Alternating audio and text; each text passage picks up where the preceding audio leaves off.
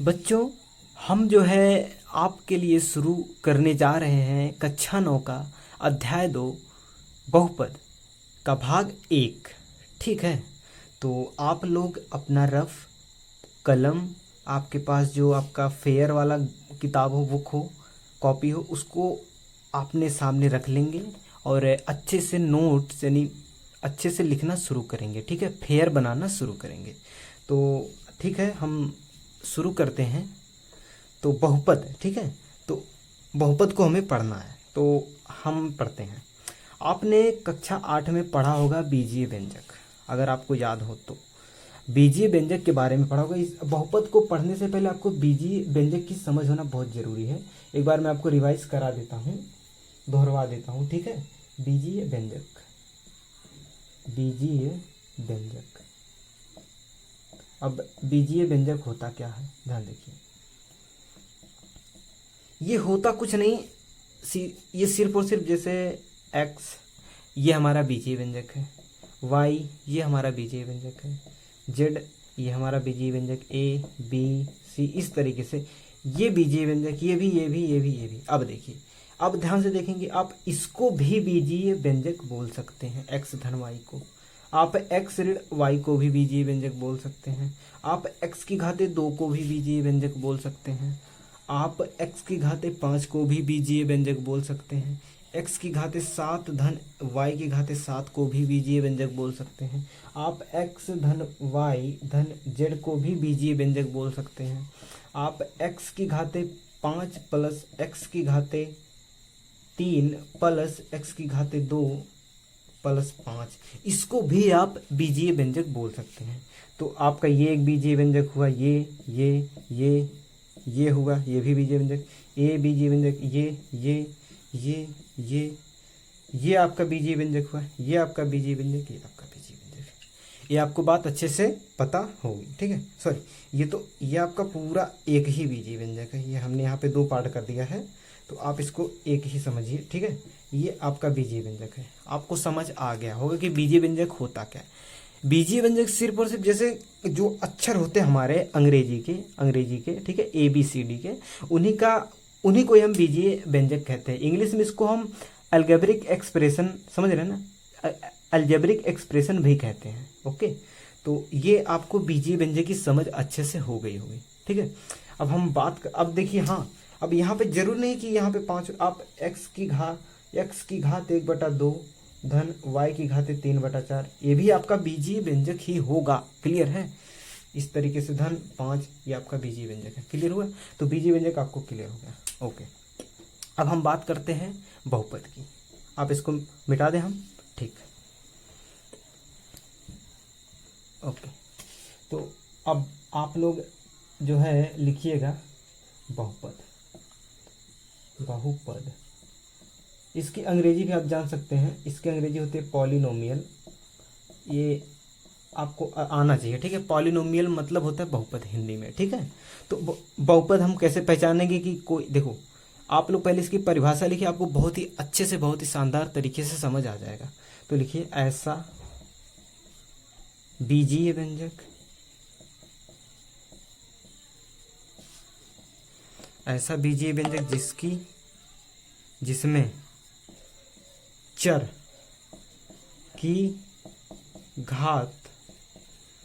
चर की घात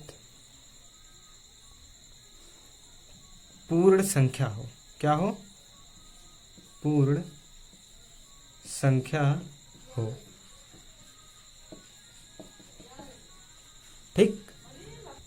ठीक, ये पूर्ण है। ऐसा बीजीय व्यंजक जिसमें चर की घात पूर्ण संख्या हो। अब पूर्ण संख्या, आपको ये संख्या पद्धति वाला चैप्टर या पार्ट आपको अच्छे से आना चाहिए।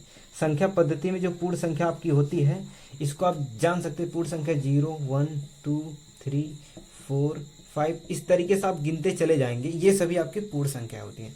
तो आपका जो चर, अब चर आप जान लीजिए। चर जो होता है आपका, अंग्रेजी के अक्षर को हम चर कहते हैं। इस तरीके से मोटा मोटा आप समझ लीजिए, अंग्रेजी के अक्षर को चर कहते हैं।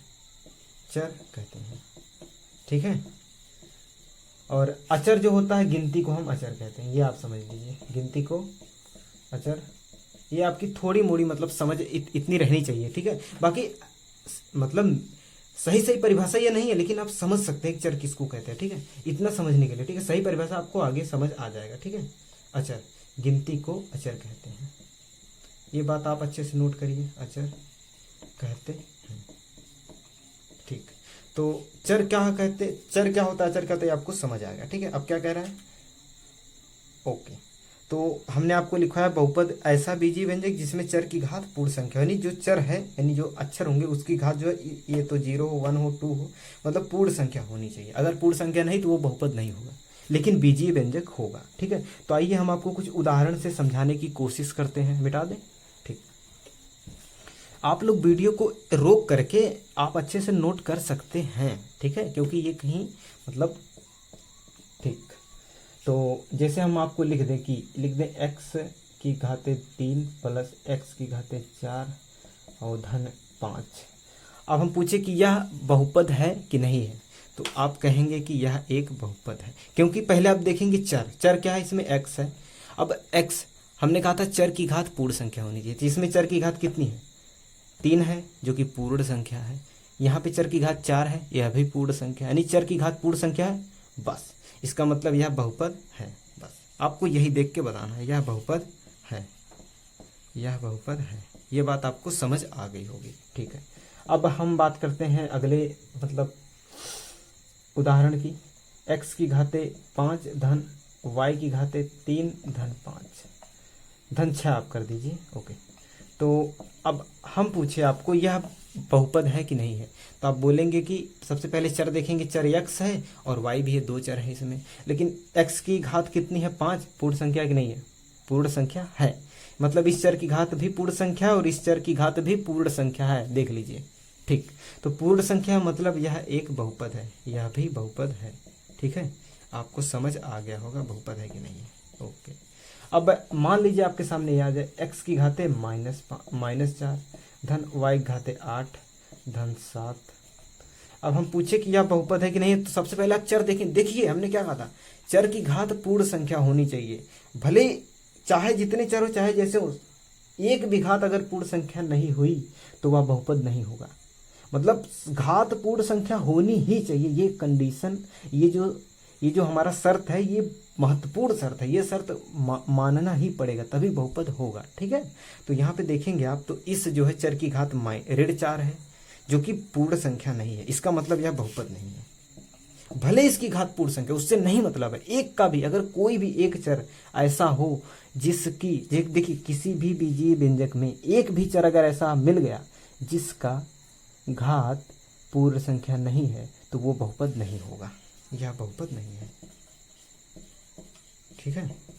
तो आपको अच्छे से समझ आ गया होगा कि बहुपद हम कैसे पहचानेंगे, ठीक है। अब पूर्ण संख्या होनी चाहिए। अब मान लीजिए यहाँ पे आ जाए x की घात 2/3 धन y की घात 4/7 धन 11, तो आप बताएंगे यह बहुपद है कि नहीं है। तो 2/3 पूर्ण संख्या है या नहीं है, 2/3 पूर्ण संख्या नहीं है, क्योंकि 0 1 2 3 4 5 इस तरीके से आता है पूर्ण संख्या, यहाँ पे 2/3 है जो कि 0 दशमलव कुछ आएगा, ठीक है, यह पूर्ण संख्या नहीं, यह भी नहीं है, तो आप कहेंगे यह बहुपद नहीं है, ठीक, यह बहुपद नहीं है, ठीक। तो अब आप किसी भी बीजीय व्यंजक को देख करके ये पता लगा सकते हैं कि कोई बहुपद है कि नहीं है, ठीक है।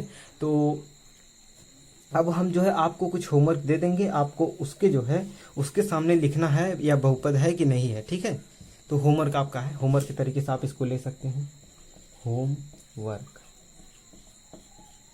होमवर्क गृह कार्य हिंदी में कहा जाता है, गृह कार्य, घर का कार्य, ठीक है, गृह कार्य। तो ये क्वेश्चन है, ठीक है। तो प्रश्न है आपका, निम्नलिखित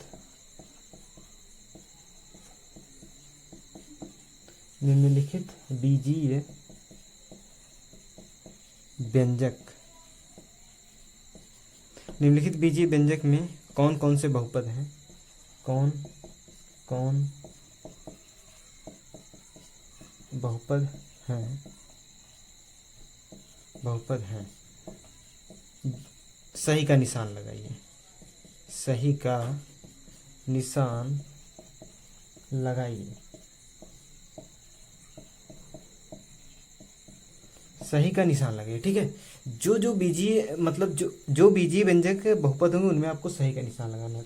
इसमें ए पार्ट पहला x घाते 3 प्लस वो x घाते 4 प्लस 13, दूसरा x घाते 5 ऋण x घाते 7 धन 12, तीसरा x की घाते ऋण 4 ऋण y घाते 5 ऋण 13, ठीक है।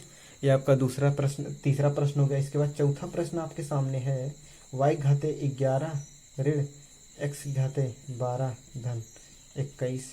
आपको अगर ये बहुपद है, जो बहुपद उसके सामने सही, जो बहुपद है उसके सामने गलत का चिन्ह लगाना है। तो ये हो गया। तो x की घाते 5 ऋण y की घाते 2/3 धन 11। 6 नंबर क्वेश्चन 6 y की घाते 3/2 धन y घाते 4/3 धन 12। नंबर 7 y घाते 8/4 धन y घाते 16/8 धन 12, ठीक है। हमने आपको 7 प्रश्न कुल दिए गए हैं, हमने आपको दिए हैं। ये आपका होमवर्क है, ठीक है। तो आप इसको अच्छे से मतलब हल करिएगा। अगर आप चाहेंगे तो इसका उत्तर मैं लास्ट में ही दे रहा हूँ, ठीक है। आप इसको नोट कर लीजिए। तो इसके सामने मैं सही का निशान लगा के दिखा दे रहा हूँ। इससे पहले आप लोग खुद से प्रयास जरूर करिएगा, ठीक है। तो ये हमने जो है आपको हल करके दे दिया है, ठीक है। पहला बहुपद है, दूसरा भी है, तीसरा नहीं है, चौथा बहुपद है, पांचवा नहीं है, छठवां नहीं है, सातवां हमारा है। तो आप ये है क्यों नहीं, इसका उत्तर आप कारण सहित अपने रफ में या फिर अपने फेयर में, जिसमें आप अपना मतलब अच्छे तरीके से इसका नोट्स कर रहे हैं, उसमें आप लिख सकते हैं, ठीक है। तो ठीक है, तो आपने बहुपद सीख लिया, बहुपद को हम कैसे पहचानेंगे। अब हम अगले वीडियो में कुछ अच्छी चीज़ें सीखेंगे, ठीक है। तो चलिए ठीक है, हम यहाँ तब तक के लिए जो है समाप्त कर रहे हैं वीडियो को।